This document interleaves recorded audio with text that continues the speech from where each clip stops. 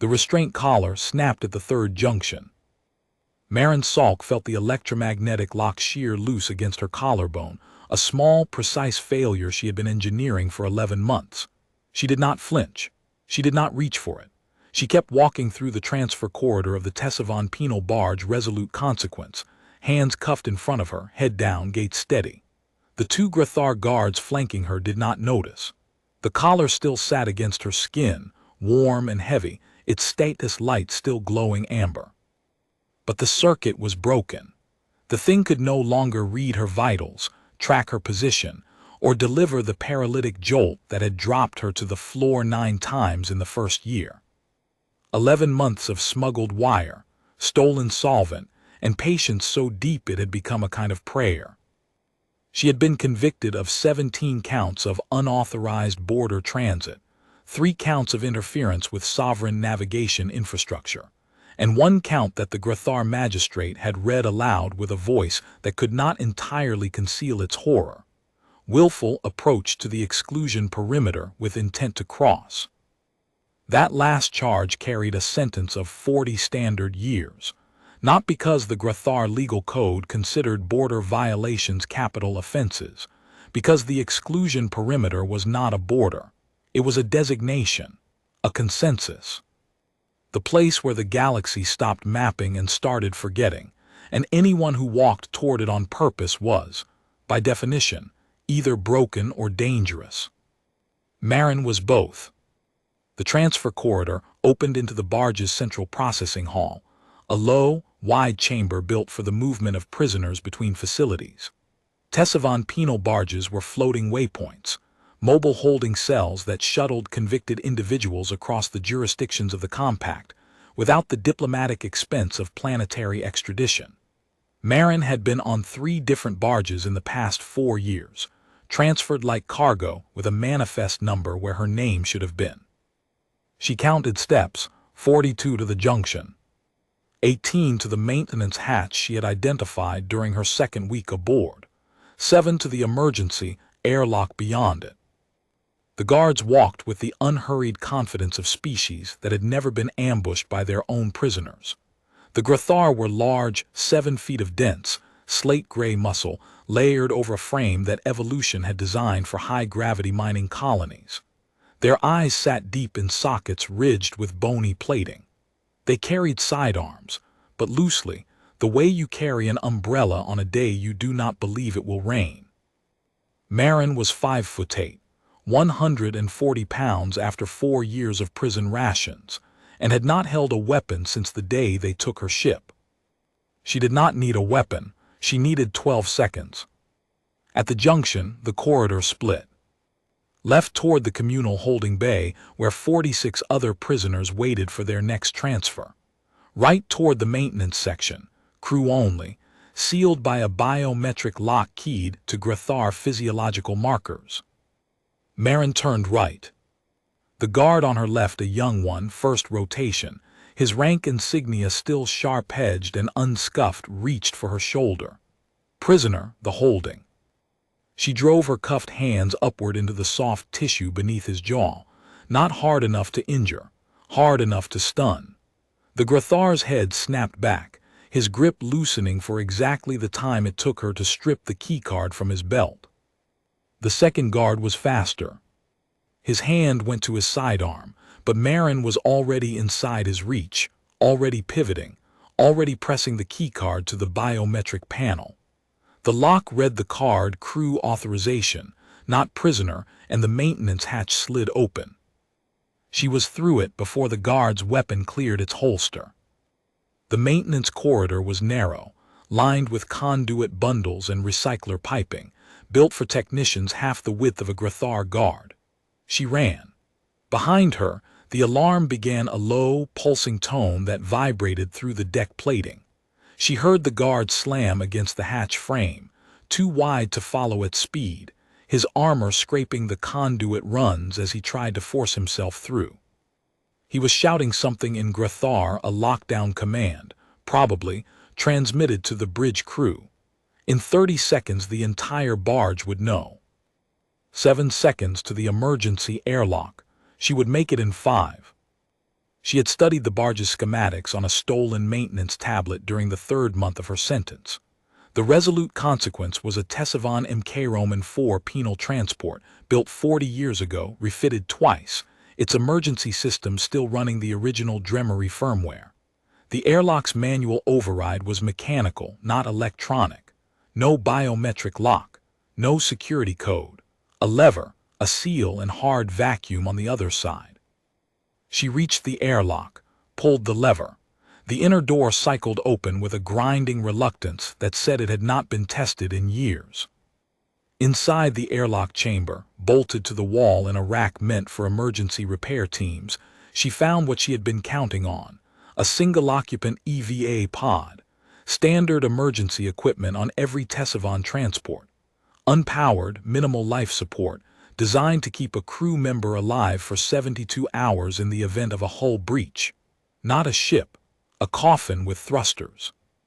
She climbed in, sealed the pod, initiated the emergency ejection sequence.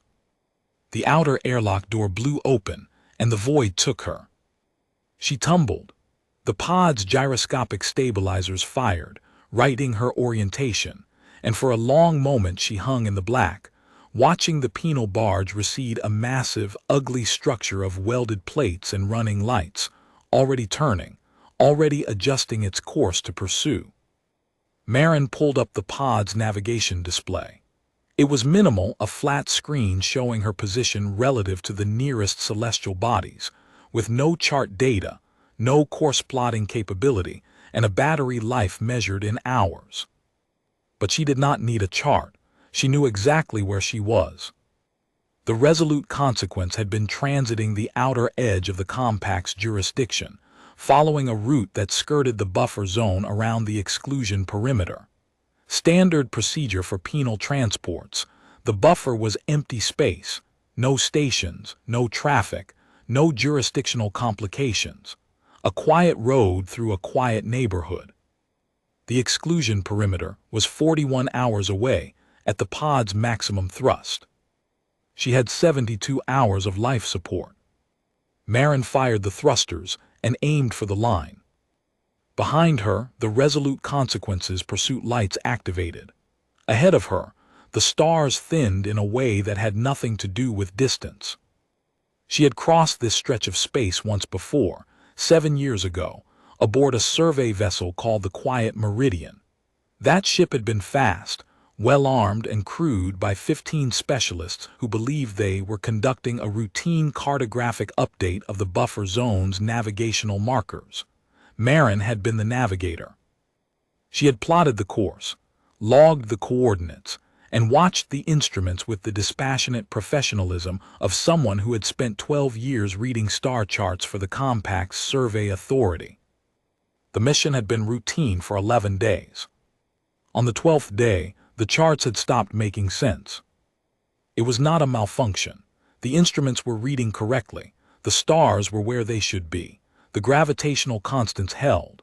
But the data, the composite picture that emerged when you layered position, velocity, mass, and electromagnetic profile into a navigational model, the data had gaps. Not blank spots, not redacted sectors, gaps shaped like decisions. As if someone had looked at certain coordinates and chosen not to record what was there. She had reported the anomaly to Captain Dreska, a Tessavon career officer with 30 years of survey work and a voice like gravel in a metal drum. Dreska had looked at the data, looked at the coordinates, and then done something Marin had never seen a Tessavon do. He had closed the file without logging it. Plot us out of here, Navigator Salk. Standard return. Sir, the anomaly. I said plot us out. She had not plotted them out, she had plotted them in. Not because she was reckless, not because she was curious in the way that kills, because the gaps in the data had a geometry to them, a deliberate architectural geometry that spoke of intention. Someone had shaped the absence. Someone had decided what the galaxy would not see, and they had done it with a precision that made the Compact's best cartographers look like children drawing with sticks in sand. She had wanted to know who. The Quiet Meridian had crossed the buffer zone, and entered the region the charts called nothing. For 6 hours, they flew through space that was, by every official measure, empty. It was not empty. The structures appeared at the edge of sensor range, vast, dark, and still.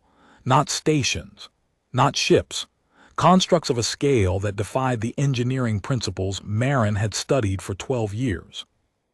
They hung in the void like monuments to a physics the compact had not discovered, their surfaces absorbing light rather than reflecting it, their mass readings so large that the quiet Meridian's navigational computer kept flagging them as stellar objects, and then correcting itself with what Marin could only describe as confusion. The crew had gone silent, not quiet, silent. The kind of silence that descends on a group of intelligent beings when they realize, all at once, that every assumption they have ever held about the shape of the universe is wrong. Captain Dreska had ordered an immediate retreat. Marin had obeyed.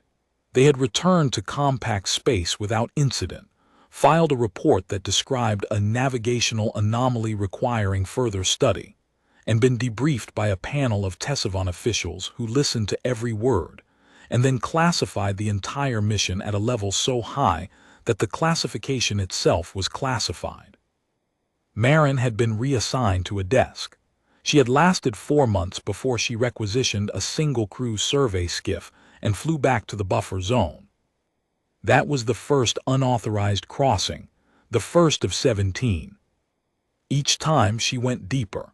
Each time the structures were different not in kind but in arrangement, as if the entire region was a library being reorganized between visits, or a city whose streets rearranged themselves according to a logic she could sense but not articulate.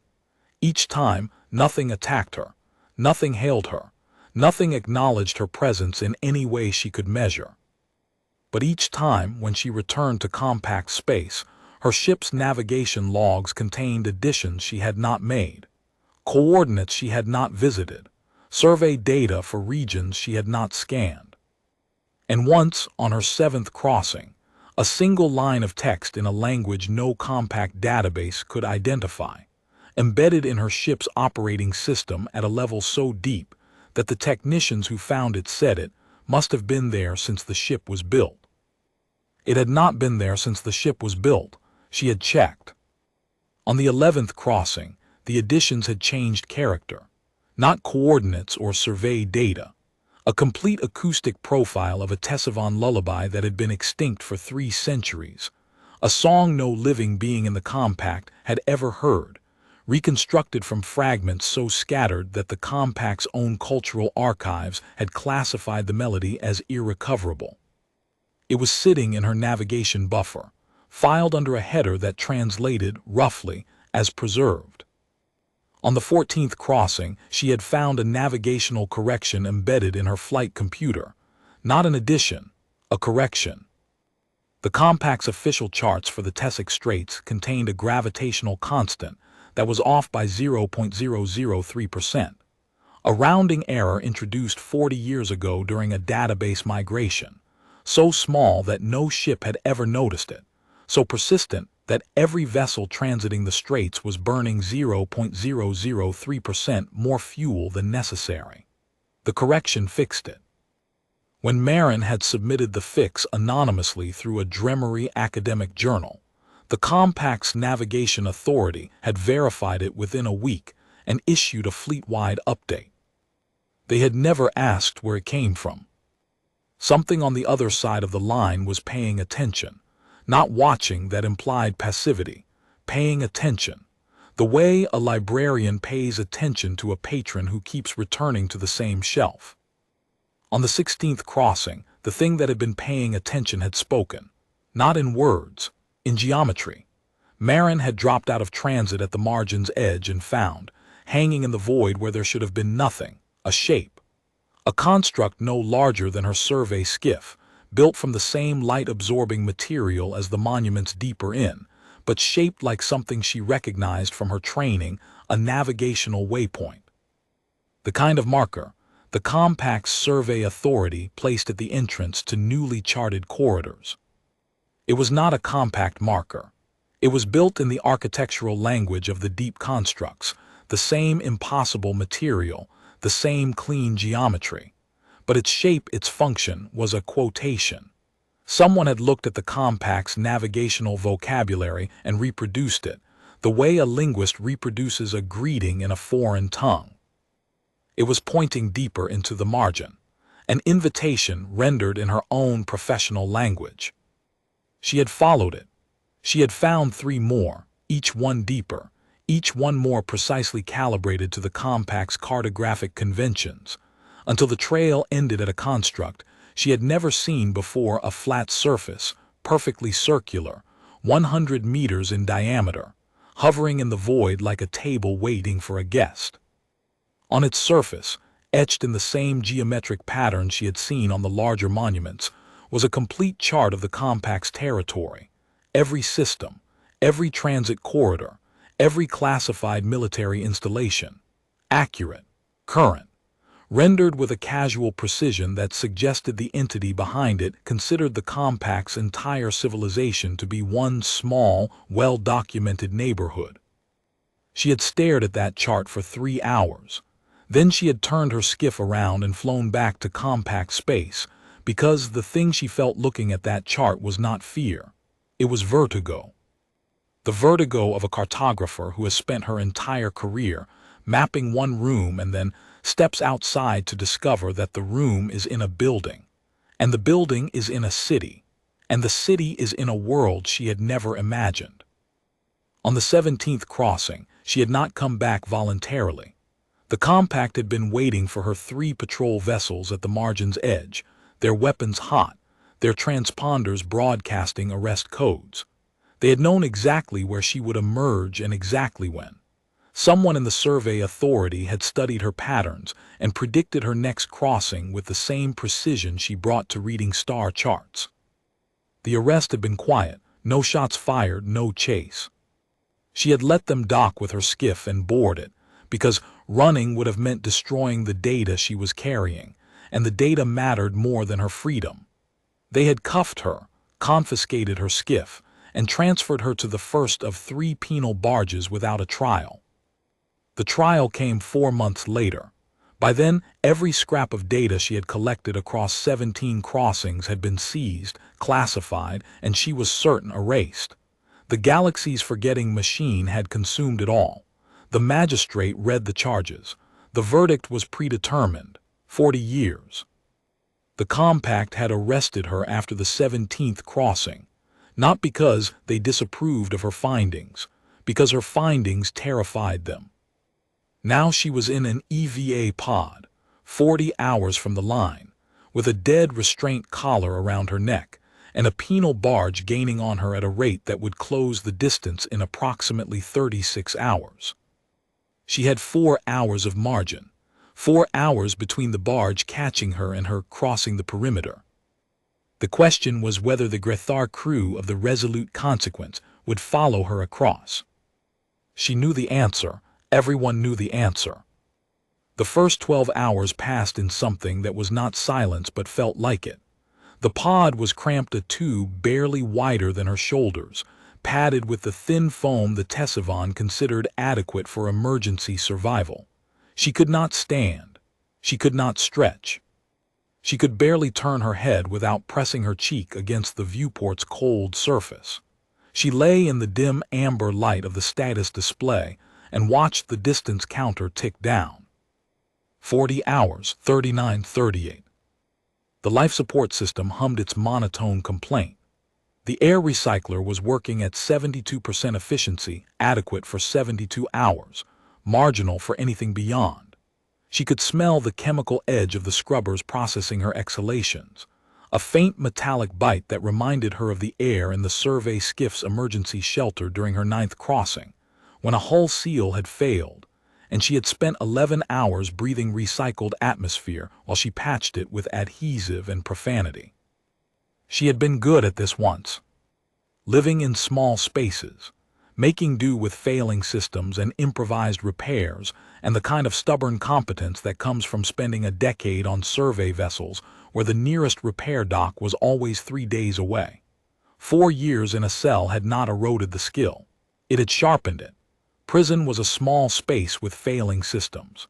She had simply stopped trying to fix the systems and started planning her escape instead.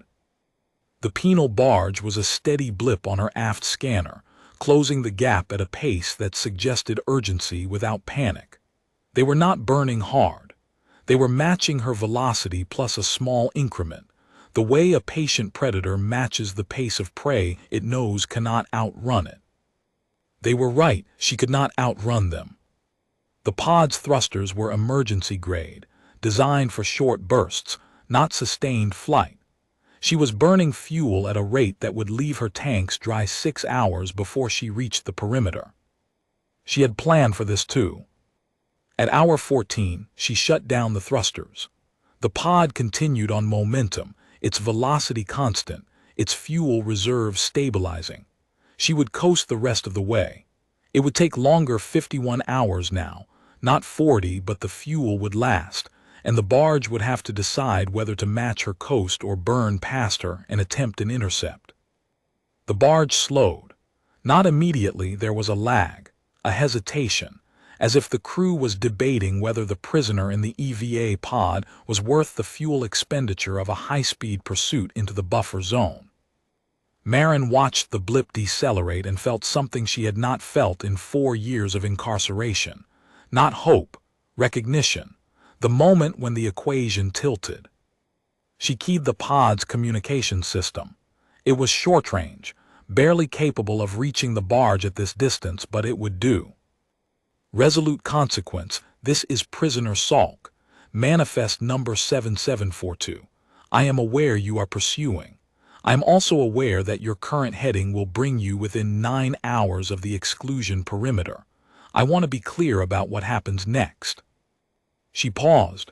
The comm crackled with distance and interference. In approximately 48 hours I will cross the line. You will not follow me. This is not a prediction. This is a statement of historical fact applied forward. No compact vessel has crossed the exclusion perimeter and returned with its crew intact in the past 63 years. The last ship that tried was the Dremery 7th Survey Group, 18 vessels, 4,000 crew. The vessels came back. The crews did not. They were replaced. She let that word sit in the static. Not killed, not captured, replaced. Every crew member returned to their station, performed their duties, filed their reports. But the people inside were not the people who had left. The Dremery knew. They tested. They confirmed. And then they sealed the records and pretended it had never happened. Because the alternative was admitting that something on the other side of the line could take a living being apart and rebuild it from the inside without leaving a mark. She heard the faint click of someone on the barge opening a channel and then closing it without speaking. I am not telling you this to frighten you. I am telling you this so that when your commander asks whether the pursuit is worth the risk, you have the information you need to answer honestly. I am one prisoner. I am worth 40 years of sentence. I am not worth what is on the other side of that line. She cut the channel. For 3 hours nothing happened. The pod coasted, the barge followed, the stars thinned. At hour 17, the barge's tactical officer broadcast a second message.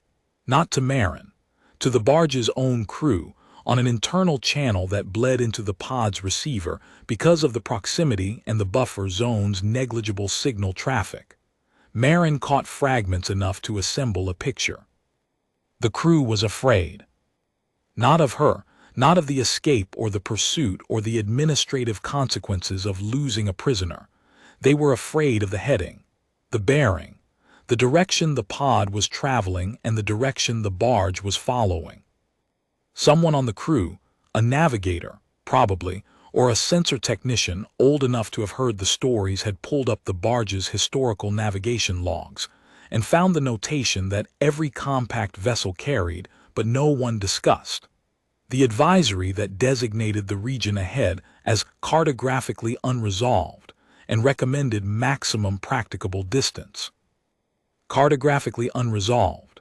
The compact's polite euphemism for the void that swallowed fleets and returned them changed.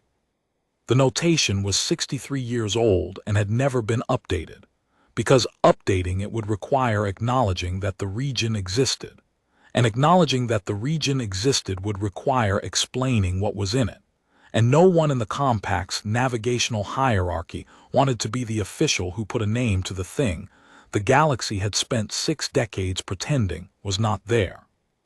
The crew was discussing the notation. The fragments Marin caught were clipped, urgent, overlapping the sound of 212 Grathar professionals discovering, in real time, that their ship was heading toward a place their own charts refused to describe. She did not feel satisfaction. She felt the grim recognition of someone who had been right about something terrible for a very long time. At hour 18, the pod's passive sensors registered something that should not have been there. A gravitational anomaly, faint, distant, bearing 015 relative to her heading. The sensors classified it as background noise and filed it. Marin pulled up the raw data and stared at it. It was not background noise. It was a signature. The same type of signature she had catalogued on her third crossing, a mass concentration too regular to be natural, too small to be a star, too perfectly positioned to be coincidence. A marker, one of the boundary stones that ringed the margin like sentinels. She was still 14 hours from the perimeter by the compact's charts, but the markers did not care about the compact's charts. The markers had been here before the compact existed, and they would be here after it was gone. The exclusion perimeter was not where the charts said it was. It never had been. At hour 20, the barge's communication officer broke silence. "Prisoner Salk, this is Watch Commander Hareth of the Resolute Consequence. Your escape is logged. Your trajectory is logged. Your transmission is logged. We are required by compact law to pursue you until you are recovered or until pursuit becomes operationally non-viable." A pause, then in a voice stripped of protocol, "How far are you going?" Marin looked at the distance counter. 31 hours to the line. "All the way, Commander." Another pause, longer this time.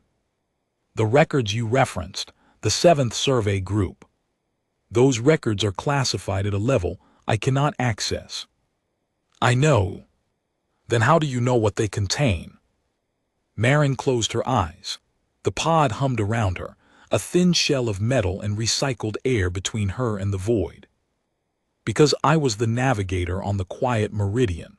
We crossed the perimeter 7 years ago. What we found is not in any file you can access, Commander. It is in a file that does not officially exist, held by a department that does not officially exist, under a classification that the Compact's own Security Council has never been briefed on. And you know this because I wrote the report, and then I watched them erase it, and then I went back 17 times." The silence on the channel was different now, not the silence of protocol. The silence of someone recalculating. "Commander Hareth," Marin said, "how many crew do you have aboard the Resolute Consequence?" 212. "And how many prisoners?" 47, 46 now. 258 people. That is what you are flying toward the line. I am asking you to consider whether recovering one escaped convict is worth risking 258 lives in a zone that the galaxy's 3 oldest species have refused to enter for longer than your species has had spaceflight. The comm clicked, went dead, came back. "Prisoner Salk, I am reducing pursuit speed to minimum intercept velocity. I am not authorized to abort pursuit. I am authorized to exercise operational discretion regarding crew safety." Marin understood. Hareth was slowing down. Not stopping would be an official act, logged and reviewable, but slowing down enough that the math changed. Slowing down enough that the barge would reach intercept range after Marin had already crossed the perimeter. After she was someone else's problem. After she was no one's problem. She watched the barge's blip decelerate further, falling behind the pace it needed to catch her. In 18 hours, the gap would be too large. In 18 hours, Marin Salk would be a line item in a report that no one would want to read. At hour 24, a second signal appeared on her scanner, not the barge. Something else, a compact patrol cutter, burning hard from the direction of the Tessic garrison, its transponder broadcasting a priority intercept code. Someone on the Resolute Consequence had escalated. Hareth had slowed his barge, but he had also called for backup. The cutter was fast, faster than the barge, faster than anything the pod could outrun. At its current burn rate, it would reach intercept range in 19 hours. Marin had 27 hours to the perimeter. 8 hours of margin. She had started with 4.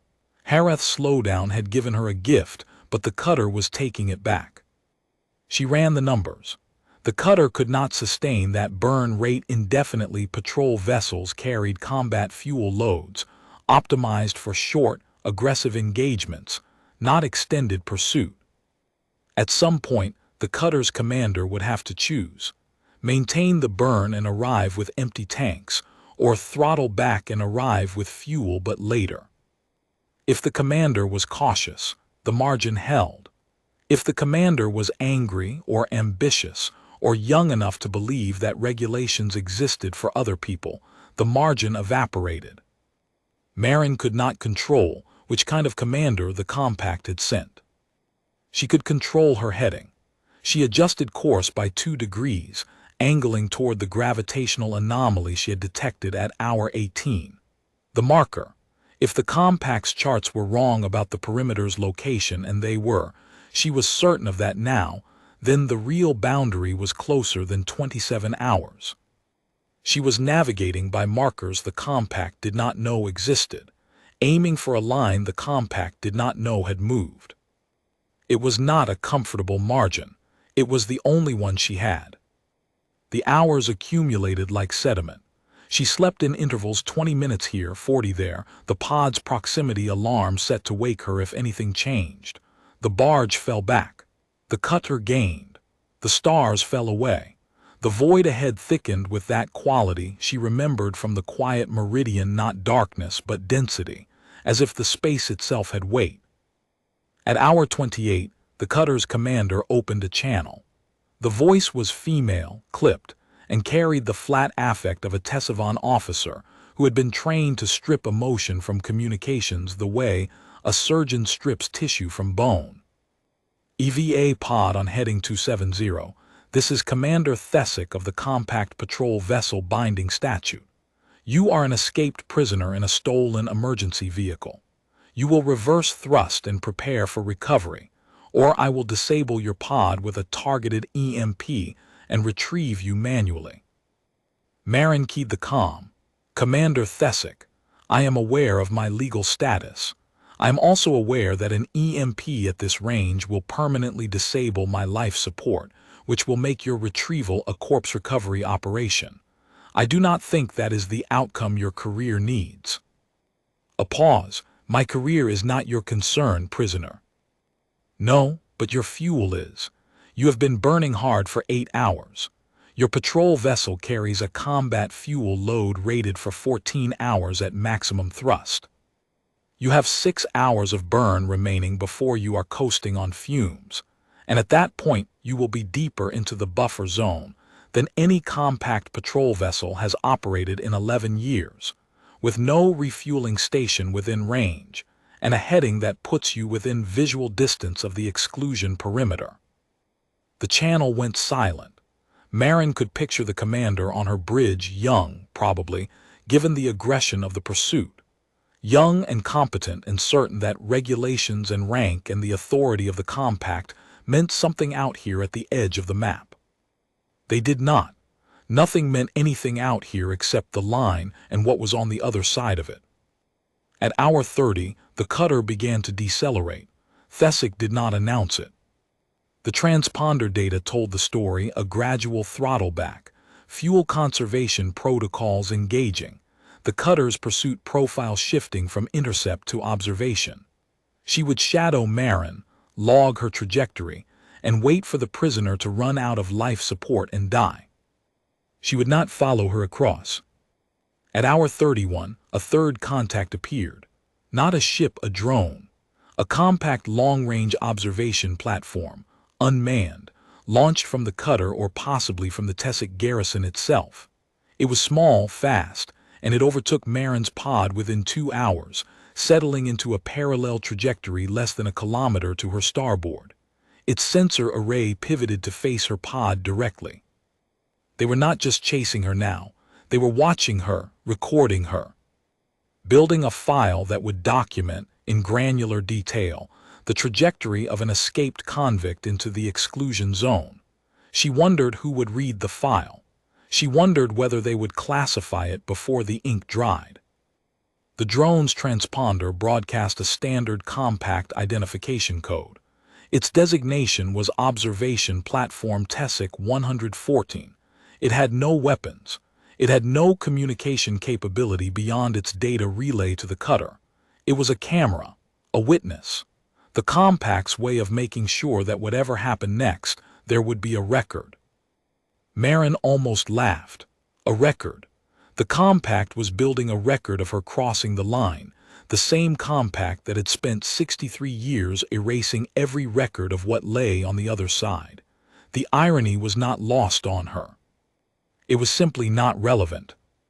At hour 34, her instruments began to drift. It started with the magnetic compass, a primitive backup system that no modern navigator relied on, but that Marin kept calibrated out of professional habit. The needle swung 15 degrees off true north, held for a moment, and then swung back. Then 20 degrees, then 30. The gravitational sensors followed. Small fluctuations well within tolerance but rhythmic, pulsing, like a heartbeat measured in mass. She had felt this before, on the quiet meridian during the 11th hour past the perimeter. The instruments had drifted in exactly this pattern compass first, then gravity, then electromagnetic, then the navigation computer itself, each system losing its reference point in sequence, as if something was asking each instrument a question, and the instruments did not know the answer. The pod's navigation display flickered. For a moment, the screen showed her position as a dot in empty space, surrounded by nothing. Then it corrected, redrawing the star field around her, placing her back in the continuum of mapped coordinates. But the correction was wrong. She could feel it. The stars on the display did not match the stars through the viewport. The computer was inventing a position that made sense because the real position did not. She was entering the threshold. The region between mapped space and the exclusion perimeter, proper the place the old survey pilots called the margin. Not inside the line, not outside it, in the space between what the galaxy acknowledged and what it refused to see. The margin was where the geometry of deliberate absence began. Marin checked the distance counter. It read 17 hours to the perimeter. She did not trust it. The counter was calculating based on a fixed reference point, and the reference point was no longer fixed. She checked the aft scanner. The resolute consequence was a fading dot, 23 hours behind her and still decelerating. The patrol cutter binding statute held position 12 hours back, engines idling, a silent witness to a crossing it would not make. The observation drone was gone. Its signal had vanished from her scanner at hour 33, either recalled or disabled by the same electromagnetic drift that was eating her own instruments. If it was still out there, recording, it was recording in a language its operators would not be able to read. Harath had made his decision. Tessic had made hers. Marin was alone. She had been alone for most of her life, in the way that people who see things others refuse to see are always alone. She had been alone on the quiet meridian, even surrounded by 15 crew members, because she was the only one who had looked at the gaps in the data and felt recognition instead of fear. She had been alone in the courtroom, listening to the magistrate read her charges, because She was the only one in the room who understood that the crime she was being punished for was not unauthorized border transit. It was knowing. The compact did not punish you for crossing the line. It punished you for coming back and refusing to pretend you had not. At hour 38, the structures appeared. They emerged from the void the way mountains emerge from fog, not arriving, but revealing. One moment the scanner showed empty space. The next, it showed mass. Enormous, stationary, silent mass, arranged in configurations that Marin's trained eye recognized as intentional but could not classify. She pressed her face to the viewport. The first structure was a column. Not a cylinder, a column, with the proportional elegance of a load-bearing architectural element, as if it were holding up a ceiling that existed in a dimension she could not perceive. It was black, not the black of space, which is the absence of light, the black of material, which is the absorption of it. Its surface had texture, faint lines, regular, geometric, running in patterns that suggested language or circuitry or both. It was 300 kilometers tall. The second structure was a ring, not a station ring, not an orbital habitat. A ring of material so dense that the pod's mass detector registered it as having the gravitational signature of a small moon, suspended in the void with no visible means of support, rotating at a speed so slow that only the instruments could detect the motion. The ring was 700 kilometers in diameter. Beyond them, in the deep black, more shapes, too far to resolve, too massive to ignore. The scanner painted them as abstract returns, peaks of density in a void that should have been empty, arranged in a pattern that Marin's navigational instincts told her was not random. She had seen this before, but not at this scale. On her 17 crossings, she had penetrated the margin, the outer edge, the shallow water. She had seen the smaller constructs, the ones that might have been outposts or markers or the equivalent of boundary stones. She had never gone this deep. She had never had this much time. The pod's limited thrust had given her something no survey vessel ever had: slowness. She was drifting through the constructs at a fraction of the speed she had crossed at before, and the slowness revealed detail that velocity had hidden. The column's surface was not uniform.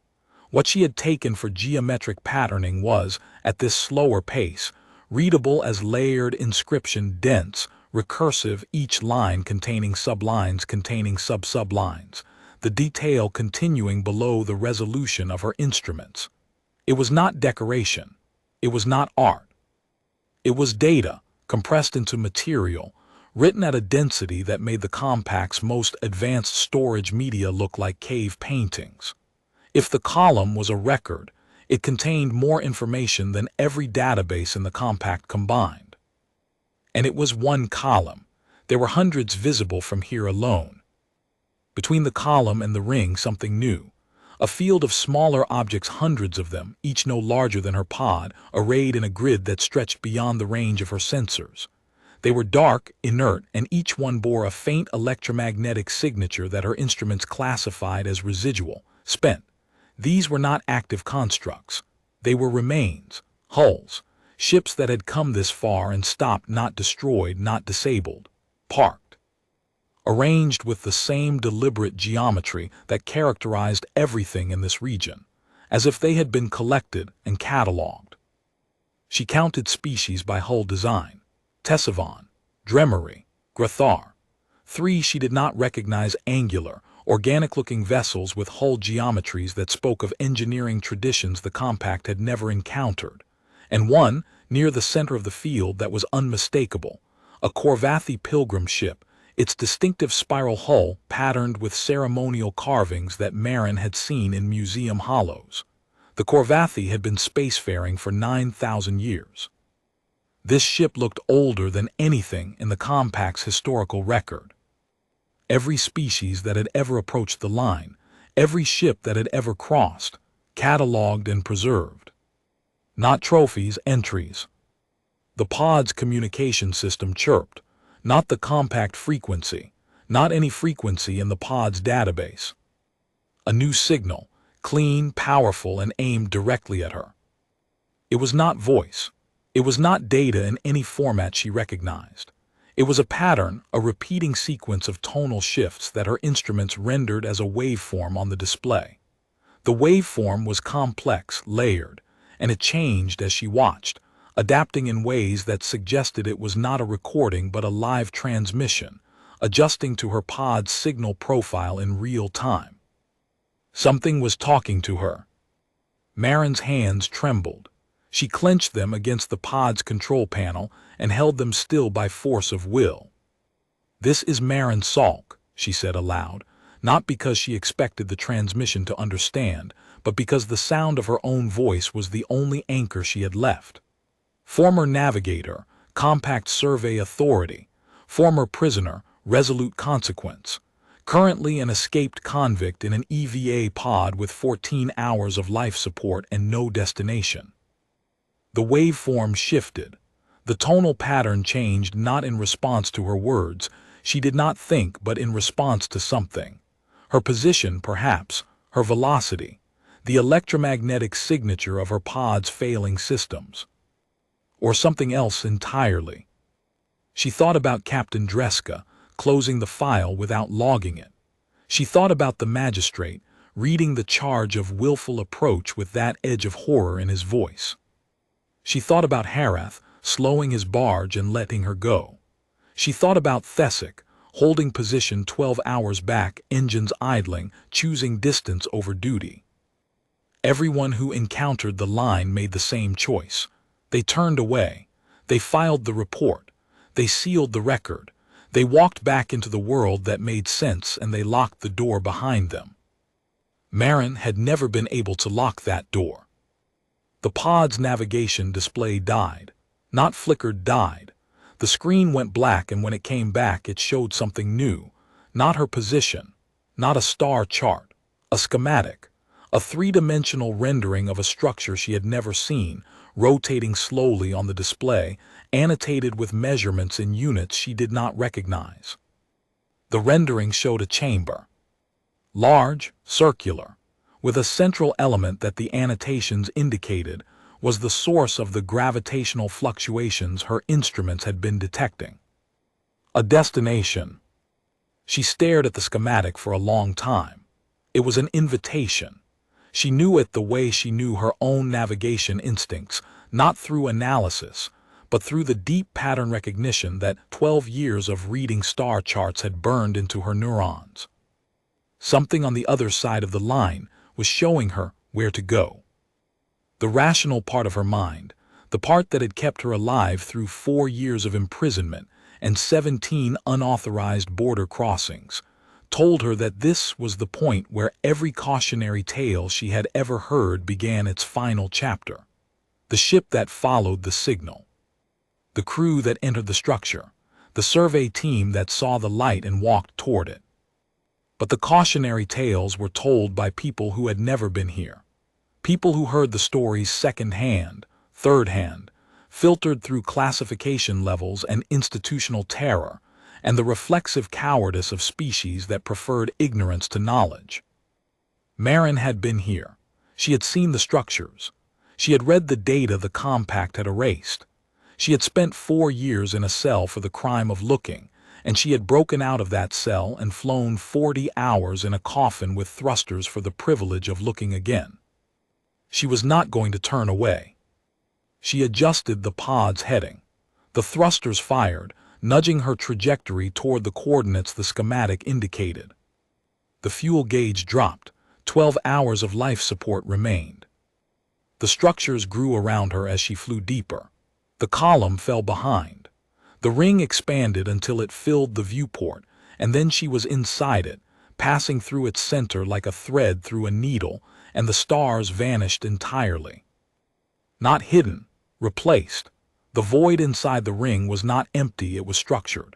The darkness had geometry, surfaces at angles that made no sense, distances that changed depending on which instrument she used to measure them, light sources that existed only in certain wavelengths, painting the interior of the ring in colors her eyes could barely process.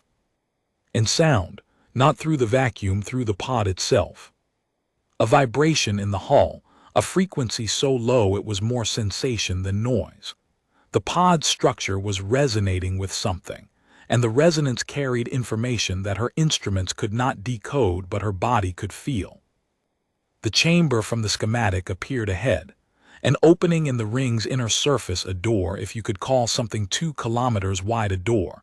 Through it, light, not the cold blue of human power systems she had seen on previous crossings, something warmer, older. She guided the pod through the opening. The chamber inside was vast, curved, and occupied. The central element from the schematic was real. It hung in the middle of the chamber like a suspended heart, a sphere of material that was not metal, not stone, not anything she had a word for. Its surface moved, not mechanically, organically, like the skin of something breathing. Around it, arranged in concentric patterns on the chamber's curved walls, were objects, thousands of them, small, dark, uniform. She could not make out details at this distance, but her instruments told her each one was emitting a distinct signal, a unique identifier, a label, a name. The pod's communication system activated on its own, not the chirp of an incoming signal this time. A voice, clear, unhurried, and unmistakably human. "Navigator Salk, you are expected." Her breath caught. She had not heard a human voice in 7 years, not since the quiet meridian. Not since the compact had transferred her from Survey Authority custody to the Tessavon penal system and stripped her of every connection to the species she had been born into. "Who are you?" she asked. Her voice was steady. She was proud of that. "We are the record. Every ship that crossed the line, every crew that entered the margin, every species that came close enough to see and then turned away. We are the catalog of encounters, Navigator, the library of everyone who has ever looked at the line and chosen." The sphere pulsed. The objects on the walls shifted, rearranging themselves in patterns she almost recognized. "Chosen what?" she said. "Whether to know." Silence. The chamber hummed around her, alive with a resonance that she felt in her bones. "The compact erased my report," she said. "They arrested me. They put me in a cell for 4 years. They erased every record of what the quiet meridian found." "Yes. You know this. We know everything the compact has erased. We are the repository of every fact the galaxy has decided not to keep, every survey log deleted, every mission report classified beyond access, every chart redrawn to show nothing where something stands. The galaxy writes its forgetting in ink. We keep the original in stone." The objects on the walls, she could see them now as the pod drifted closer. They were data cores, thousands of them, each one labeled with coordinates, dates, species designations, a physical archive of everything the galaxy had thrown away. "Why?" Marin asked. "Not why the archive. Why any of it? Why the structures, the constructs, the exclusion perimeter, the silence, the forgetting? Why humanity had become the line on the map and the legend in the dark, and the thing that the galaxy's 3 oldest species refused to name?" The voice was quiet for a long time. "Because we asked a question, Navigator. A long time ago, before the compact, before the Tessavon transit corridors, before the Grathar had a word for space. We asked a question about the nature of the universe, and the answer we found was too large for any single species to hold. So we built a place to keep it. And the galaxy looked at the place and decided it was not there." "What question?" "Whether the universe is observed or whether it observes."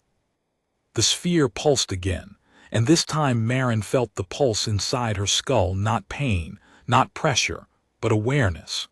A door opening in the back of her mind, letting in light from a room she had always known was there, but had never been able to enter. She saw not with her eyes, not on any screen, but directly, as if the information were being written into her neurons, the shape of the archive. Not the chamber she was in. The full archive. It extended through the ring, through the constructs beyond it, through structures she had not seen and could not have imagined. It was not a building, it was a topology. A mathematical shape folded into physical space, containing every observation the human species had ever made of the universe, every measurement, every theory, every failed experiment and successful proof, organized not by discipline or chronology, but by a principle she could not name but could feel, a principle that treated knowledge not as information but as architecture. The universe is not observed, the shape told her. The universe observes, and what it sees it keeps. Humanity had found this out. Humanity had built the archive in response. And the galaxy, confronted with a species that had learned to think like the universe itself, had done the only thing it could. It had drawn a line and called the other side empty. "You understand now," the voice said. "Why they erased your report, why they imprisoned you, why every species that approaches the line turns away." "Because knowing changes you," Marin said. "Because knowing changes everything." The Dremery 7th Survey Group did not have their crews replaced, Navigator. They had their crews completed.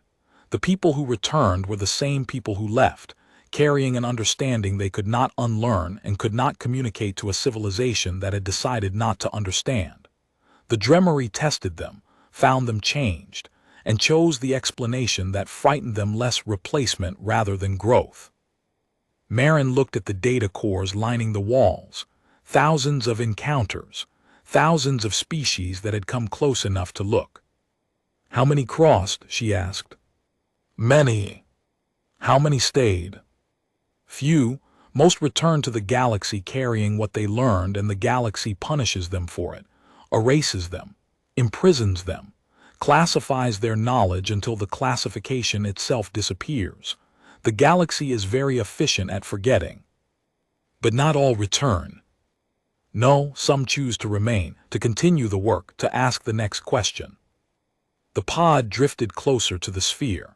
The objects on the walls were vibrating now, each data core humming at its own frequency, the combined sound creating a harmonic structure that was not music but was not music either. "You crossed the line 17 times, the voice said. 17 times you saw what was here, returned to the galaxy, and came back. No one has crossed that many times and returned. The galaxy ran out of ways to ignore you, so it locked you in a cell." And I broke out. "Yes." "Because I could not stop looking." "Yes." Marin pressed her palm against the viewport. The sphere pulsed in response, its surface rippling outward from a point directly opposite her hand, as if it could feel her through the glass and the vacuum and the distance. "What happens if I stay?" she said. "You join the archive, not as a prisoner, as a keeper. You continue the work that your species began when it first looked at the stars and asked what was looking back." "And if I go back?" "You go back carrying everything you have seen, and the galaxy will erase you again." She thought about Harath slowing his barge.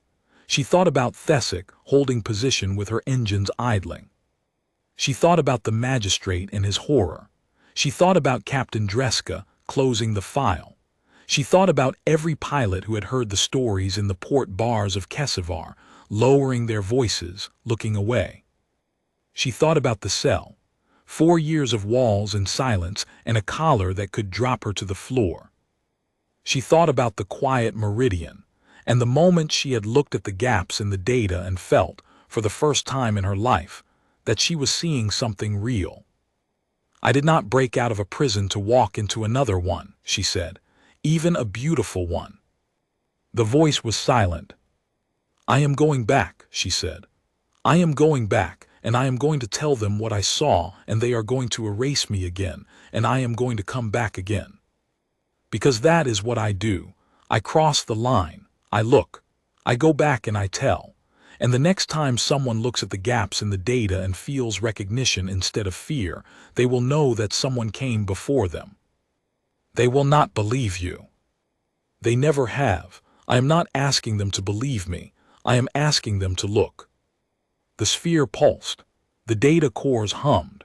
The chamber was silent in the way that vast spaces are silent, not the absence of sound, but the presence of a silence so deep it is weight. Navigator Salk, we have waited a very long time for someone to say that. The pod's navigation display activated. Not the original system, a new one, rendered in the same clean geometry as the schematic that had guided her here.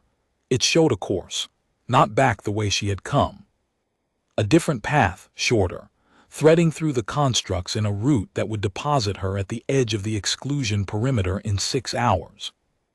And beside the course data, compact data, survey logs the compact had erased, mission reports they had classified, chart corrections they had overwritten, the full, unredacted record of every encounter between the galaxy and the archive, spanning 300 years and 47 species.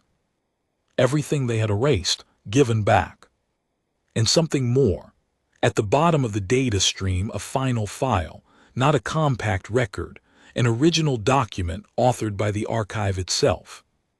A navigational chart of the exclusion zone, not the gray smear the compact's cartographers had drawn when they decided to stop looking, but a real chart, rendered in the same clean geometry as the schematic. It showed the constructs, the ring, the columns, the field of collected ships. It showed the margin's true boundary, which did not match the compact's charts by a margin of several light hours.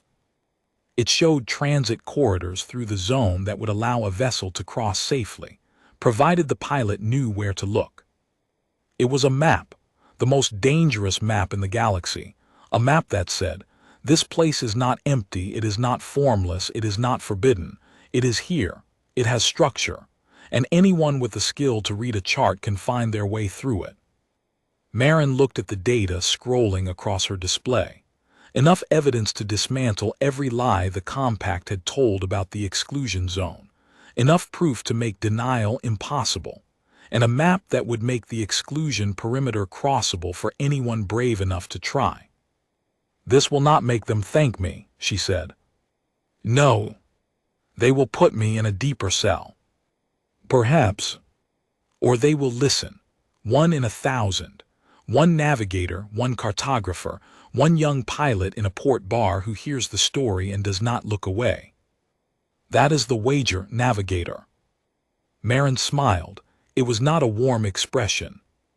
It was the expression of someone who had spent 4 years in a cell and broken out, who had spent 40 hours in a coffin and survived, who had crossed the line and looked at the thing the galaxy refused to see and decided not out of courage, not out of defiance, but out of the simple, stubborn inability to stop to go back and tell. "Then I'll take it," she said. She fired the thrusters. The pod turned, orienting itself along the new course. The sphere pulsed behind her, the data cores humming their farewell. The chamber fell away. The ring expanded around her, and then she was through it, back in the structured dark of the deep exclusion zone, the constructs towering on either side like the walls of a corridor built for something much larger than a single human in a stolen EVA pod. She flew. The data played on her display as she went records, reports, charts. She read them the way she had always read data, with the part of her mind that saw patterns where others saw noise. And in the patterns, she saw the shape of the archive's true purpose. It was not a library, it was not a weapon, it was not a fortress. It was a mirror, a structure built to reflect the universe back at itself, and in the reflection, to show whatever species was brave enough to look what the universe saw when it looked at them. The galaxy had looked once, and it had seen something in the reflection that it could not bear, not a threat, not a weapon, not a species that was stronger or faster or more violent than the rest, something worse than all of those things. A species that had looked at the same universe every other civilization observed and seen more. Not more stars, not more resources, not more territory to claim, more meaning, more structure, more depth. The universe had layers, and most species had stopped digging after the first. Humanity had kept digging until the layers looked back. That was the horror the galaxy could not face. Not that humans were dangerous, though the absence of every fleet that had ever tested them suggested they were. Not that humans were powerful, though the constructs that dwarfed worlds suggested they were. The horror was simpler and more devastating than either. Humans had become necessary. The archive they built was not a fortress or a threat. It was the universe's memory of itself, and without it, the universe would forget. And the galaxy, confronted with a species that the universe itself needed, had done the only thing its collective ego would allow. It had drawn a line and called the other side empty. It had decided that the species the universe needed was the one species the galaxy would never acknowledge. Because acknowledging humanity meant acknowledging that the galaxy itself was insufficient, that all the Compact's charts and the Tessavon's corridors and the Dremery's engineering, and the Grathar's mining colonies added up to one small room in a building they had never bothered to explore. That was the line. That was the exclusion perimeter, not a border drawn by humans to keep the galaxy out. A border drawn by the galaxy to keep itself from looking in. The perimeter appeared on her display, a mathematical boundary, precise, maintained not by any physical barrier but by a consensus of fear so deep it had become geography. She crossed it without ceremony. One moment she was inside. The next she was in the buffer zone. The stars returned, scattered and familiar. Her instrument stabilized. The compass found north. The gravitational sensors settled into their normal rhythms. The navigation display reoriented, placing her back in the continuum of mapped coordinates, showing her the way to the nearest compact relay station. She checked the data. It was still there, every file, every erased report, every classified encounter. Stored in her pod's navigational memory, encoded in a format that the compact systems would recognize, impossible to dismiss as fabrication.